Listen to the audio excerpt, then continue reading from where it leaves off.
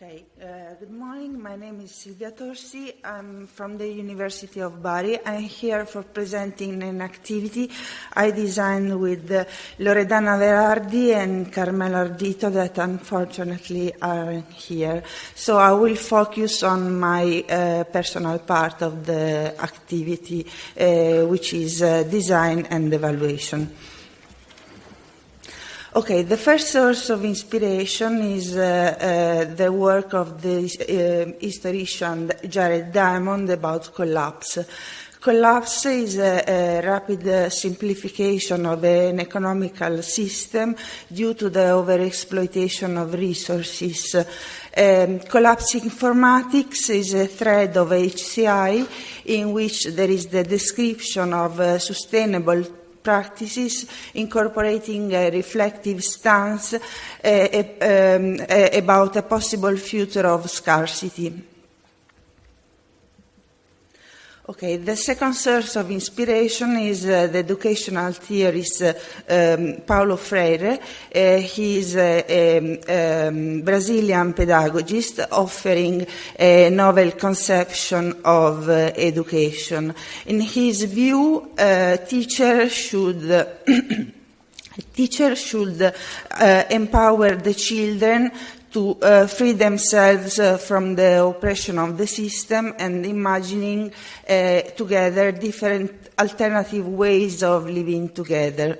The teacher should also provide the children the tool to understanding their environment and changing it according to their needs. Another from Paulo Freire and from Piaget,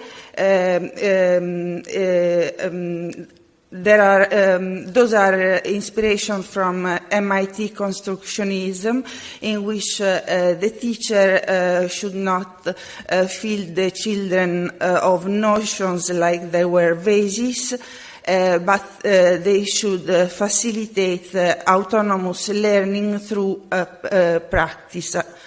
A particular feature of constructionism is that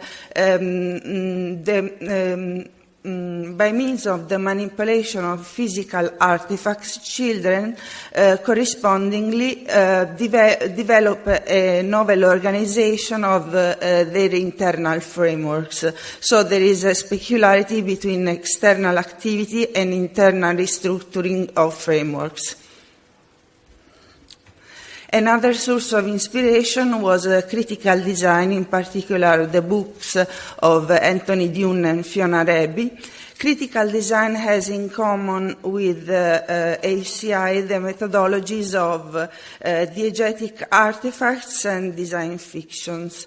Critical design is about playful engaging with dystopian thoughts, materializing fears and worries by means of physical artifacts in order to make sense of the worries, share them with the other people, and foster discussion and evolution of collective and cultural processes.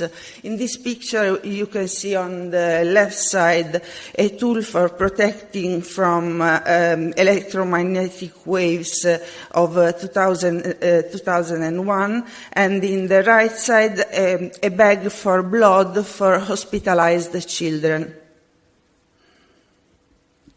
Another source of inspiration was Dada. Dada was a thread of art, an iconoclastic current of art of the first half of last century.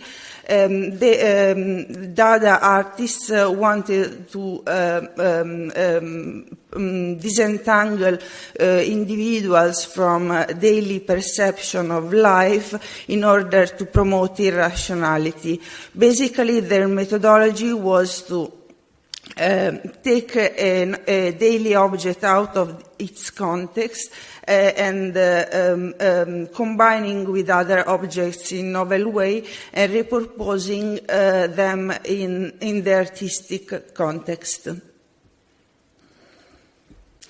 Okay, another source of inspiration was Arte Povera, an Italian thread of art of the 60s and the 70s, which was criticizing the art system as a consumerist, with its consumerist approach. Arte Povera wanted to enhance the humanity of people against the consumerist system in which people becomes the product of the object they owe. And in this way, they made use of discarded materials and materials destined to change, for example, decomposing.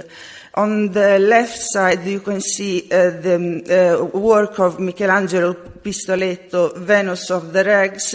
In the middle, the work of Mario Merz, Igloo of Jap. And in the right side, the work of Peter Belli, Danger Zone. Another source of inspiration was the work of Arkhipov. Arkhipov made a work between photography and ethnography. He traveled in the 90s across the post-Soviet Russia of Perestroika, taking pictures of homemade artifacts, because at that time in Russia there was a scarcity of materials. His pictures tell the story of poverty and scarcity, but also invention and creativity. On the left side, you can see a bottle with the spools of threads. In the middle, an antenna made with forks, and in the right side, a maraca made with a can. Architecture also was interested in do-it-yourself, in particular the anti-design movement, interested in anonymous design, playful creativity, and daily life. On the left side, you can see a flower pot with a lavatory cistern. In the middle, a battery-powered coffee pot, and in the right side, a speaker made with a carton. Finally, Mutual Twist Company is a community of English artists sited in Italy, in Sant'Arcangelo di Romagna, which takes cars and machines and make with those beautiful monsters. They are in the artistic thread of steampunk, which was described in HCI by Tannebaum. Okay, we carried on an activity during a summer school in the south of Italy with 20 children from 7 to 11 years. We used as material dismissed objects and household waste, and as tool Lego Redo and Scratch.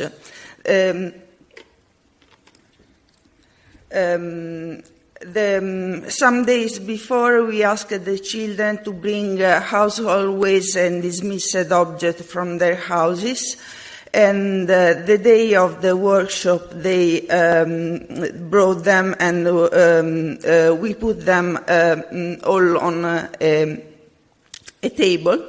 So the children could all together in a collective activity deciding which robot to make and the object he had to use. Then there came the individual design phase, in which the children imagined the robot function and characteristics by drawing it. Then came the phase of individual tinkering, in which the children built the robot, and then we chose some of the functions of the robot the children decided in order to program them with the Lego Widow and Scratch, and then there was a collective presentations of the robots. Okay, in the left picture you can see the table with the dismissed material and the children choosing them. In the right side you can see the project of a robot with these functions and parts, and in the central picture a finished robot. The functions the children designed about their robot were very interesting. There were robots for watering plants, robots for collecting the garbage and put them in their belly, or intelligent bins opening automatically for disabled people. Okay, we distributed a questionnaire to the children and collected them a month after. The answers show some regularities. The first one is the children dialogue with the materials according to the theory of reflective, of the rising of reflection through the dialogue with the material of Donald Shawn. For example, children gave those writings, and 14 says, "My robot has the body made with the plastic bottles, the head made with 2 corks, it has a light over the head, its purpose is illuminating a room during night." And N15 says, "My robot has to collect the metal from the ground. It has 2 magnets for each hand.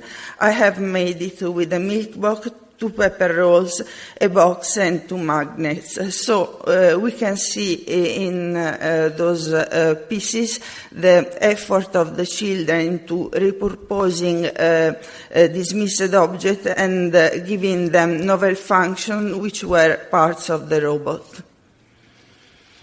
The raising of environmental consciousness is twofold. From one side, children became conscious about the importance of cleaning the environment. From another side, children became conscious as well about the fact that dismissed objects are resources that can be employed. For example,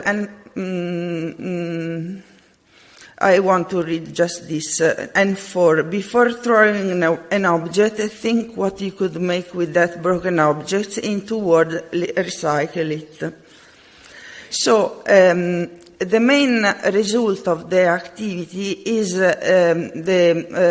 confirming that the practical activity, the manual dialogue with the materials, provides a restructuring on the internal framework. In particular, this activity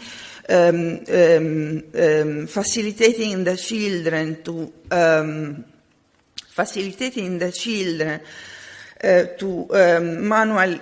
manually dialogue with the objects and repurposing them into the robots, the children acquired an environmental consciousness.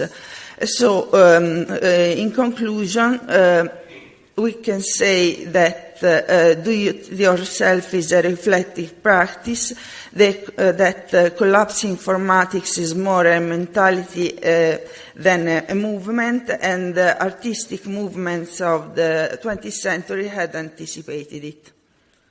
Thank you.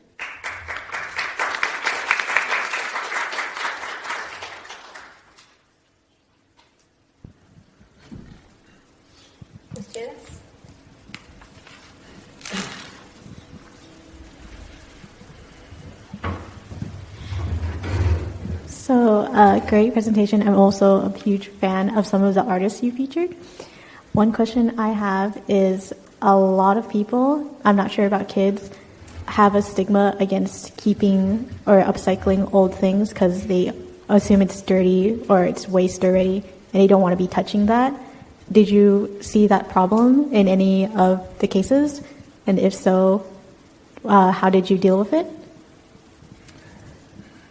Say it again, please. Oh, so some people may not want to be reusing old things because they already see it as dirty or worthless. So how did you see that happening? And if you did how did you combat that? Okay, the problem in repurposing objects is that people, of course, there is a throughout culture in our society. So the children repurposing the objects was kind of a different way to look at the objects and to think about them in novel ways. Thank you. Hi, great presentation, thank you. Just a thought I had. So appreciating recycled materials or things that are used I like it a lot. Have you thought of maybe integrating also natural materials into the craft projects, especially with children? I think it could be a very interesting balance between something that's not natural but used and still it's like our own and it's already in our home, but also something natural from the physical outdoor world could be. Yes, this is a very good idea. In fact, in this slide, you can see the central picture shows a piece of art made with mud and neon light. And on the right side, instead, the piece of art is made of carton. And so it is for sure a good idea.